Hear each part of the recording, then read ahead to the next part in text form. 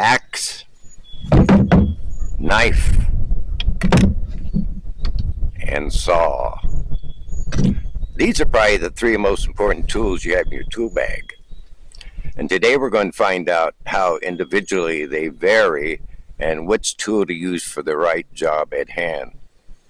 They're not compatible for everything that we're doing in the outdoor, although you can get your fire going with it, your shelter going at your food prep. They're very versatile. But we're going to break down some misconceptions about what tool you use for what item. This is James, Nature's Outdoor School. So let's get started.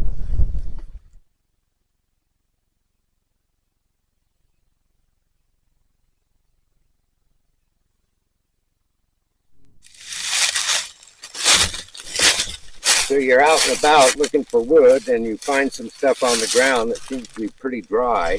You have your axe with you. Notice how, even though I got it propped up, it'll start bouncing. Let me take a couple chops.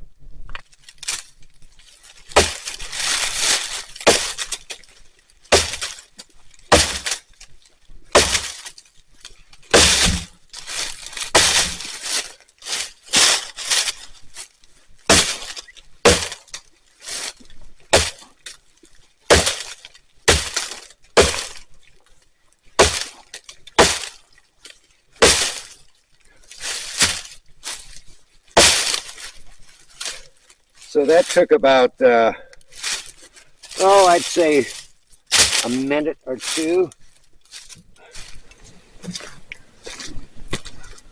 And of course, splitting is one of the main things for axes.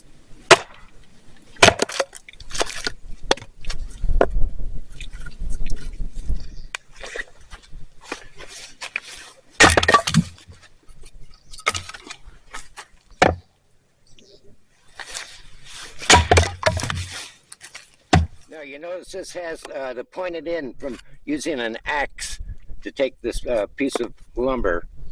And when you have a pointed end or a jagged end, you can't stand it up. Even if you did, it's hard to get the axe to go where you want it to go. Hence using the saw to get pieces like this, even 3 and 4 inch pieces.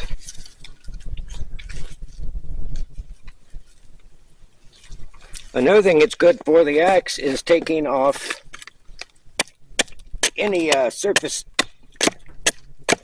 bark that you don't want there. If it's wet, you want to get away from there. You can choke up on your axe and really do a fine job of that.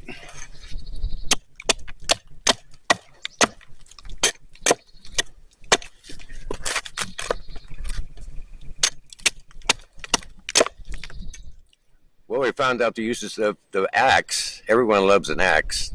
I love mine. But I use it only for specific things, like splitting, taking bark off, feathering, sticking, things like that. If I have to go out in the forest and try to find dead wood or even green wood that I can use for certain areas, then I can use an axe if it's upright and firm and not on the ground that you have to prop in and it's bouncing around and it's not as safe. A saw will save you time and energy. And we'll get back into that. But right now we're going to talk about knives. Well, I mean, that's not a knife. This is a knife. Now, if you go on YouTube and see the knife reviewers, they'll talk about choppers. That's a blade 6 inches or bigger than that. But they don't chop that well. It takes so much energy and time to chop 3 inch, 4 inch wood, where a saw can go in 1/3 of the time right through that. But we'll find out what knives are good for. So stay tuned and let's get at it. At least 3 different sizes of knives. 3.5 inch knife, 6 inch knife, and a 10 inch knife. Now they all do similar things, except when you get out into chopping and doing delimbing and things like that. This is pretty much a camp carver. You can do feather sticks with it.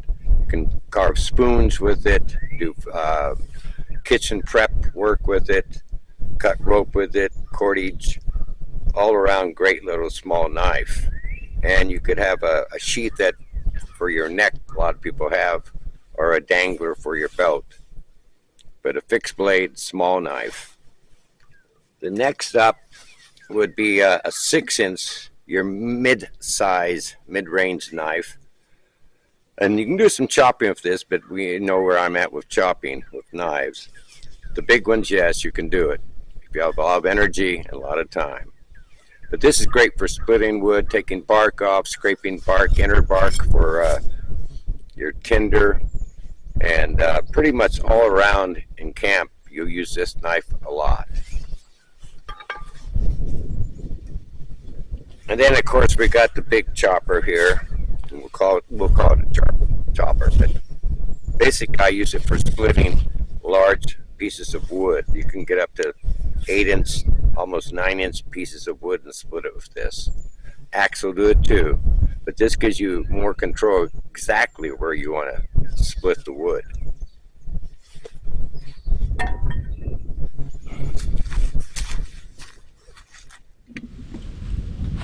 Well, we're going to come out here and find us a proper piece to try our big knife on.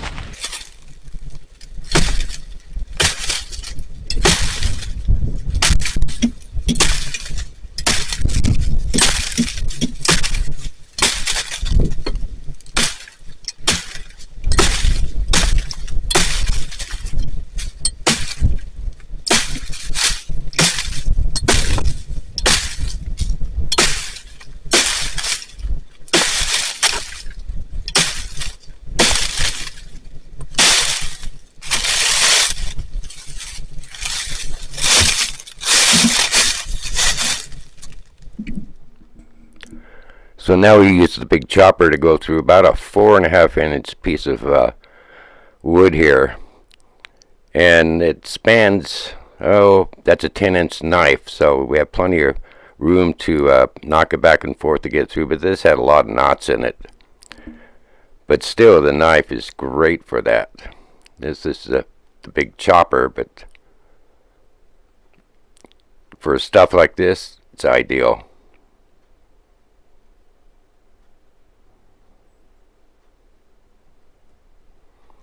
Now for fine tuning with your small knife, we're going to do feather sticks, and we'll take it right through to the axe. But you can see it takes really nice fine feathers, and these will really get your tinder bundle going really quick. So what you want to do is angle the knife and slice it instead of just coming straight down. You want to go at an angle. Slicing is better than just straight down. Experiment with it and you'll see it takes feathers a little nicer if you slice it.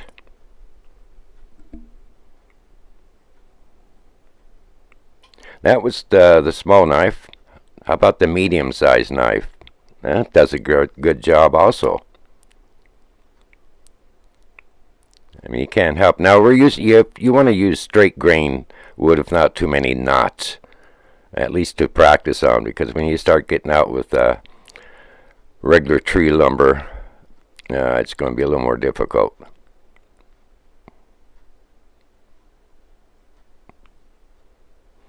And then if you want to use the big knife, that works too. Now it's going to be not as easy as the little knife, but it does the job. And you can get bigger, small ones, different size feathers with this technique here. That's why I like this big knife. It does so many jobs.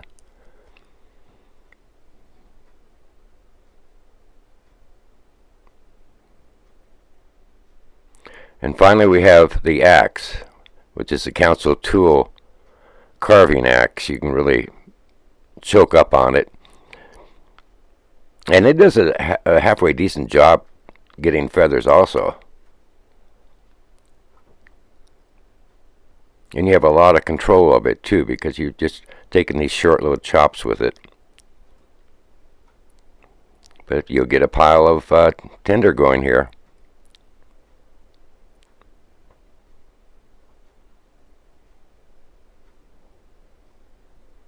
Good shavings.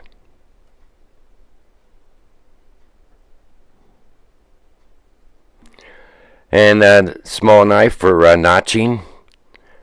You want to cut across it to get your blade down into it, however deep you want your notch. Then you just take the above it, come down to it, peel it off. And you can do notching for traps, for game, for fish, all kinds of things. We'll get into it later when we do traps. But it does a decent job. And for fish prep, there we go with our small knife again, taking the scales off here. This is a bass I caught locally.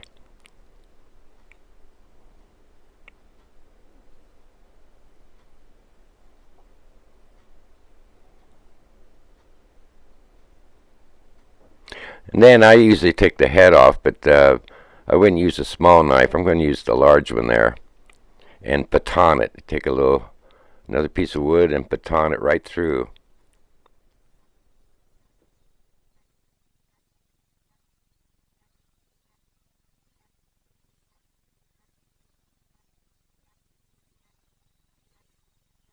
Well, what's nice about saw is they're light and compact.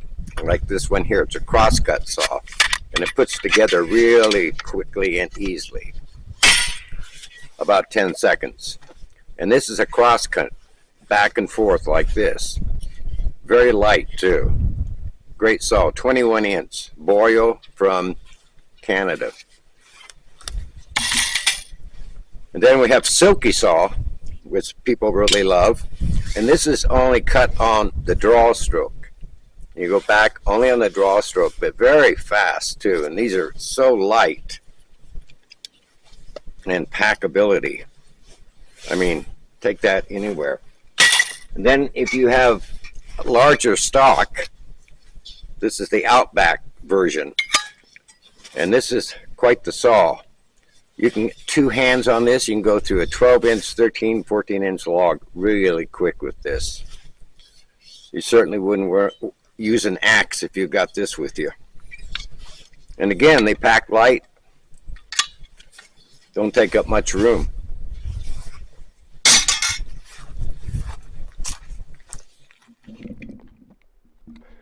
Alright, so let's go through that same piece of wood I did the chopper with, a 10-inch blade, and try this crosscut saw.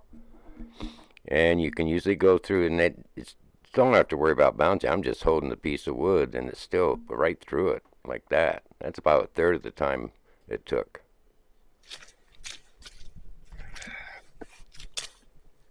And of course, you use your other smaller saw and go for it.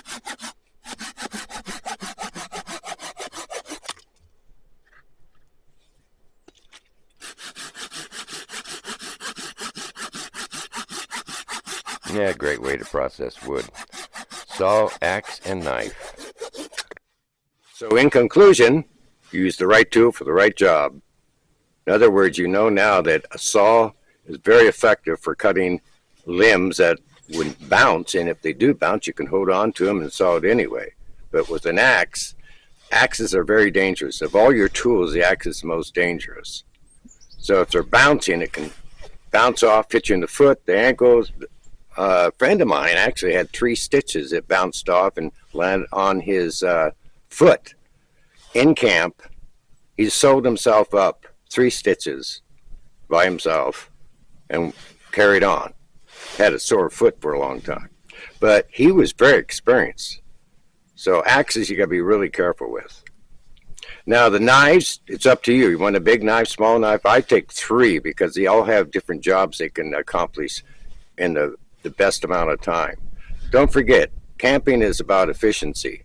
A lot of times you don't have energy and time on your side. If it's getting dark and you want to get a campfire going, have plenty of wood for 4 or 5 hours, you have to start earlier, but you want to put in the time efficiently.